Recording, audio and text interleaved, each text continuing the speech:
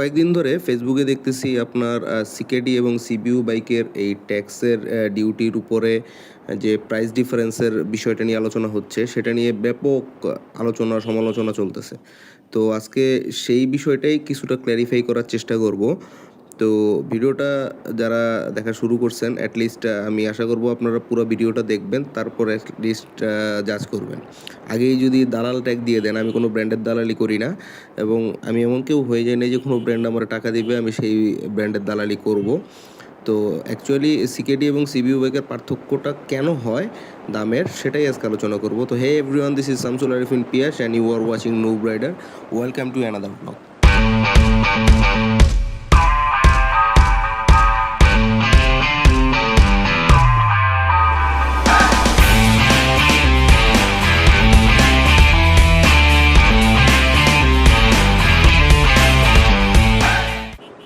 Maximum মানুষ দেখলাম হলো আপনার গত কয়েকদিন ধরে ইন্ডিয়ান ওয়েবসাইটের দামের সাথে বাংলাদেশের দামের ডিরেক্ট তুলনা করে এই বাইকের দাম কেন বেশি কেন কম এইসব নিয়ে আলোচনা করতেছে। তো এটার একটা কম্প্যারিজন আমি দেখলাম হলো চকলেট বাইকার দিছে। চকলেট বাইকারের মতে সে এফজেড ভার্সন 3 এর সাথে সে আপনার রয়্যাল এনফিল্ডের হান্টারের তুলনা দিছে, কিন্তু তার ওই তুলনার ক্ষেত্রে সে দেখাচ্ছে যে দামের ডিফারেন্স 40,000 টাকার আশপাশে আসে। কিন্তু তার দেখানো উচিত ছিল হলো R15V4-এর সাথে ইন্ডিয়ান প্রাইসের সাথে বাংলাদেশের প্রাইস যদি কম্প্যারিজন আমি করতে যাই, সেখানে R15V4-এর দাম হলো খুব সম্ভবত 1,98,000 রুপি। রয়্যাল এনফিল্ড বুলেট খুব সম্ভবত 2 লাখ রুপি, বুলেট বা মেটিওর আমি সঠিক খেয়াল নাই। তো ওই দুইটা বাইকের প্রাইসের ডিফারেন্স অলমোস্ট বাংলাদেশে 2 লাখ টাকা, জাস্ট 2,000 রুপির বেশ কমের কারণে। সেই ব্যাখ্যায় সে যায় নাই, সে জাস্ট একটা কন্ট্রোভার্সি ক্রিয়েট করে ছেড়ে দিছে। তো সেই কারণে ভাবলাম যে অনেকের মনে আগ্রহ আছে আসলে কেন দামের পার্থক্য হয়। তো সব বাইকই তো ধরেন যে আপনার কম বেশি ট্যাক্স দিয়ে বাংলাদেশে ঢুকে, তো ট্যাক্সের কেন পার্থক্য হবে? তো এখন সিবিইউ বাইকের ক্ষেত্রে আপনার ট্যাক্সের ক্যালকুলেশন অ্যাকচুয়ালি আসে 151% ট্যাক্স দিয়ে তাদের বাংলাদেশে ঢুকতে হয়। যেমন আপনি হোন্ডা সিবিআর ধরেন, MT-15 ধরেন, R15 ধরেন, এছাড়াও আপনার জিক্সার ইদানিং শুনলাম হলো ট্যাক্স কম দিচ্ছে। তো এই টাইপের বাইকগুলি অ্যাকচুয়ালি সিবিইউ কন্ডিশন আসে, তাদের ডিউটিটা অনেক বেশি পড়ে যায়। এখন প্রশ্ন হলো যে এই বাইক আবার সিবিইউতেই কেন আসবে? সেম কোম্পানি বাংলাদেশে অন্য বাইকগুলো ম্যানুফ্যাকচারিং করতেছে, তো এইগুলি করতে পারতেছে না কেন? এর উত্তর সহজ। বাইক ম্যানুফ্যাকচারিং করতে অ্যাকচুয়ালি আপনার কিছু রোবোটিক জিনিসপত্র, ওয়েল্ডিং টাইপ এবং যেগুলি আপনার অত্যাধুনিক প্রযুক্তি ইউজ করতে হয়। বাংলাদেশে অ্যাকচুয়ালি এরা যদি কোম্পানি খুলেও থাকে, ফ্যাক্টরি এস্টাবলিশ করেও থাকে, তারা সেই প্রযুক্তিটা বাংলাদেশে এখন পর্যন্ত এস্টাবলিশ করতে পারে নাই, তারা ব্যর্থ হয়েছে ওই জায়গা দিয়ে। তো সেই কারণেই সব কিছু আসলে বাংলাদেশে করা সম্ভব হয় না। আবার ধরেন কম্পিউটার সেগমেন্টে বাইক ম্যানুফ্যাকচারিং করতে হলেই ডিউটি আর ট্যাক্স কিন্তু সেম আসে না, এখানে দুটো ভাগ থাকে। একটা ভাগে হলো 38.4% ট্যাক্স থাকে, একটা 48 to 51% ট্যাক্স পড়ে। এখন যারা বাইকের ফ্রেম ওয়েল্ডিং করে, সাথে 1-2টা পার্টস বানায়, যেমন কেউ হ্যান্ডেল বার বানায়, কেউ সাইড স্ট্যান্ড বানায়, তারা অ্যাকচুয়ালি হলো এই 2 নম্বর ক্যাটাগরিতে পড়ে, যেটা 48 থেকে 51% ট্যাক্স দেয়। যেমন এফজেডএসের বাইকগুলো এই টাইপের। তো এই ক্ষেত্রে আমার একটা কোশ্চেন আসে যে এফজেডএসের বাইকের যদি আপনার 48 to 51% তারা ট্যাক্স দেয়, তো তাদের বাইকের প্রাইস এত বেশি কেন? তাদের তো আরও কম হওয়া উচিত। আবার অন্যদিকে যারা হলো ইঞ্জিনের বিভিন্ন পার্টস খুলে এনে এখানে ইঞ্জিন ফিটিং করে, তারা 1 নম্বর ক্যাটাগরিতে পড়ে, তারা আরও কম ট্যাক্স দেয়, যেমন 38.4% ট্যাক্স দেয় হর্নেট, জিক্সার। তো জিক্সারের এই বিষয়টা আসলে জিক্সার লুকায় রাখছিল। রিসেন্টলি নিউজ পেপারে দেখলাম যে তারা ভুল ডিক্লারেশন দিছে যে তারা বাংলাদেশে ইঞ্জিন অ্যাসেম্বল করে, অ্যাকচুয়ালি তারা করে না। তো জিক্সারের ক্ষেত্রে আমি বলতে পারি যে 38.4% যে ডিউটিটার কথা বলতেছে, এটা সামনে তারা এই সুবিধাটা পাবে না। এখন সবাই কেন ইঞ্জিন অ্যাসেম্বল করে না?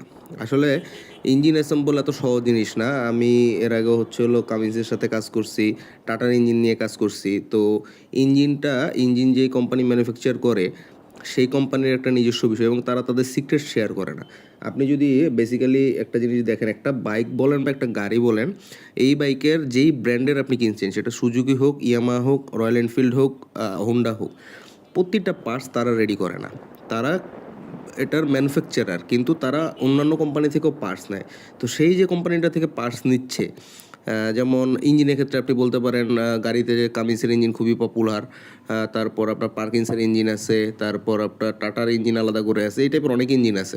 তো ইঞ্জিন কোম্পানিগুলি যদি তার সিক্রেট আপনার সাথে শেয়ার করে দেয়, তাহলে কিন্তু তার সিক্রেসিটা থাকে না। তো সেই কারণে কনফিডেন্সিয়াল ডাটা তারা প্রোভাইড করে না, এই কারণে ইঞ্জিন সবাই অ্যাকচুয়ালি অ্যাসেম্বল করতে পারে না।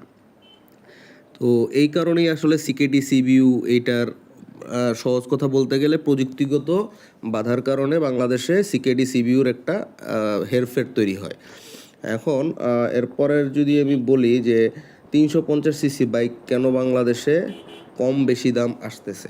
তো কম বেশি দামের কথা বললে, যেমন আমি যদি ইন্ডিয়ার প্রাইজে R3-র কথা বলি, R3 খুব সম্ভবত 4.5 লাখ রুপির আশপাশে। তারপর অ্যাপাচি RR310 যেটা, ওটা খুব সম্ভবত 2.5 লাখ রুপির আশপাশে। সে জায়গায় হান্টার 350 কিন্তু 1.5 লাখ রুপি। তো যেখানে আপনার হান্টার 350-র অ্যাকচুয়াল প্রাইসটা আসলে 150 to 180 সিসির বাইকগুলির দামের কাছাকাছি হয়। এখন এর কারণ হলো আপনার রয়্যাল এনফিল্ড কিন্তু প্রযুক্তিগত দিক থেকে অনেক পিছায়া। এটা যদি আপনি না মানেন, সেটা একটা আলাদা সেগমেন্টের বাইক, একটা ভিনটেজ বাইক, এই বিষয়ে কোনো সন্দেহ নাই। কিন্তু তারা কিন্তু আপনার প্রযুক্তিগত দিক থেকে অনেক পিছানো। এই আপনার বাকি যে ইন্টারন্যাশনাল ব্র্যান্ডগুলি আছে, কাওয়াসাকি বলেন, হোন্ডা, ইয়ামাহা, সুজুকি বা আরও টিভিএস বলেন, তারা R&Dর পিছনে প্রতি বছর লাখ লাখ টাকা ঢালতেছে। সেই হিসেবে রয়্যাল এনফিল্ড আমি মনে করি না যেমন এত R&Dর পিছনে এত সময় দেয়। রয়্যাল এনফিল্ড একটা আপনার আলাদা সেগমেন্টের ক্রুজার বাইক। রয়্যাল এনফিল্ডের ক্রেজ হওয়ার কারণ আসলে অন্য। বাইকের আপনার স্পিড বলেন বা এক্সিলারেশন বলেন বা আলাদা অন্য কোনো জিনিস বলে, এটা না। রয়্যাল এনফিল্ড একটা ভাব, আমি রাস্তা দিয়ে যাব, আমাকে সবাই দেখবে, এবং আমিও এই জন্য বাইকটা কিনতে আগ্রহী, সত্য কথা যেটা। কিন্তু রয়্যাল এনফিল্ড আপনার তার ফিচার বা অন্য জিনিস আপডেট করার পিছনে এত অর্থ অন্যান্য কোম্পানির মতো ঢালে নাই। সেই কারণে কিন্তু অন্যান্য কোম্পানির আপনার প্রতিনিয়ত যে ধরনের আপডেটেড বাইক বের হচ্ছে, রয়্যাল এনফিল্ডে কিন্তু সেই তুলনায় কিছুটা হলেও তারা পিছিয়ে আছে। তাদের আসলে ওটা দরকার নেই, কেননা তাদের ক্রেজটা অন্য জায়গায়। তো এত সব কিছু যদি আপনি বিবেচনা করেন, রয়্যাল এনফিল্ড বাংলাদেশে অবশ্যই একটা চ্যালেঞ্জিং প্রাইস দিছে, এবং আমি এতে খুশি। তাদের এই প্রাইজের কারণে অন্যান্য কোম্পানিগুলি এবার তাদের দাম কমাক। তারা যে ওভার প্রাইস বাইকগুলি বাংলাদেশে ছাড়তেছিল, এটার দাম যাতে রয়্যাল এনফিল্ডের এই অ্যাগ্রেসিভ প্রাইজিংয়ের কারণে অবশ্যই কমে। আর আপনি যদি রয়্যাল এনফিল্ড লাভার না হন, আমার মতে হলো এখন অনেক গুজব ছড়াচ্ছে, এত গুজবের কোনো দরকার নাই। এই রয়্যাল এনফিল্ড অবশ্যই ভালো বাইক। রয়্যাল এনফিল্ড বাংলাদেশের মার্কেটে অবশ্যই চলবে। আমরা ইন্ডিয়াতে যখন ঘুরতে যাই তখন যেরকম মানে তাকায় থাকি, একবার রাইড দেওয়ার জন্য অস্থির হয়ে যাই, বাংলাদেশেও সেটা হবে। আর বাংলাদেশের সোকল যেসব কোম্পানি বর্তমানে আছে, আপনি ইয়ামাহা, সুজুকি যাকেই বলেন, এইসব বাইকে যদি প্রাইস না কমায়, আমার মনে হয় পাবলিকের উচিত এদের আপাতত কিছুদিনের জন্য বয়কট করা। কেননা আপনার এরা চাইলে প্রাইস অবশ্যই কমাইতে পারে। তারা প্রাইসও কমাবে না, তারা আপডেটেড বাইক মার্কেটে আনবেও না। আর সেদিক দিয়ে তারা একের পর একই ভার্সন নতুন মোড়কে দিবে, এবং একই জিনিস নতুন মোড়কে দিয়ে প্রাইস আবার তার থেকে বাড়ায় ফেলবে। এই জিনিসটা বন্ধ হওয়া উচিত। তো সেই হিসেবে রয়্যাল এনফিল্ডকে বাহবা দিতে হয় যে তাদের এই অ্যাগ্রেসিভ প্রাইজিংয়ের কারণে আমার মনে হচ্ছে যে আপনার বাইকের দাম সামনে পড়বে। তো আজকে এই পর্যন্তই। আমার ভিডিওটা যদি কারো ভালো লেগে থাকে তাহলে অবশ্যই একটা লাইক কমেন্ট দিবেন, এবং চ্যানেলে ফলো সাবস্ক্রাইব দিয়ে সাথে থাকবেন। আর যদি কোনো ইনফরমেশন আপনাদের মনে হয় যে আমি মিস করে গেছি বা আমার রং ইনফরমেশন ছিল, অবশ্যই আমাকে কমেন্ট বক্সে জানাবেন। আশা করব আপনার পরবর্তী ভিডিওতে সেটা আমি ঠিক করে ফেলার চেষ্টা করব। আজকে এই পর্যন্তই। খোদা হাফেজ, টাটা, বাই বাই।